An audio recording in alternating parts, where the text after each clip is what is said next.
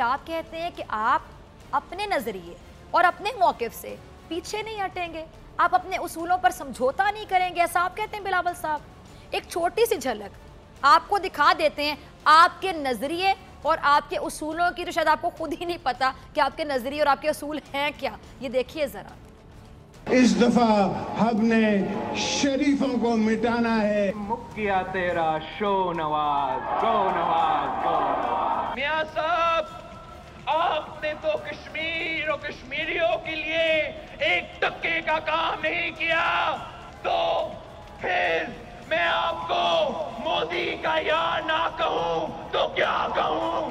किसी लस्सी वाले के पास चले जाएं, किसी मज वाले के पास चले जाएं, किसी दुकान वाले के पास चले जाएं, तो आपको कहेगा कि ये गली गली में शोर है, नवाज शरीफ चोर है। नवाज शरीफ ये ड्रामाबाजी में एक्सपर्ट है कि ये ग्रेटर पंजाब बनाने की बात कर रहा है, इसकी सोच ये है।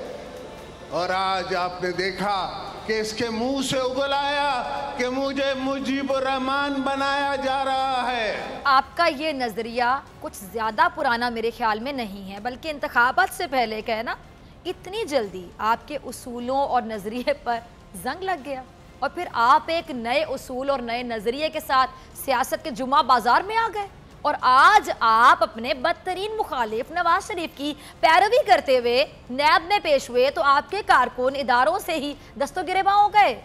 नैब में जाकर आप उनके सवालों के जवाब ना दे सके, इसीलिए आपको सवालनामा भी थमा दिया गया। जो काम आप लोगों को करना होता है वो आपसे होता नहीं।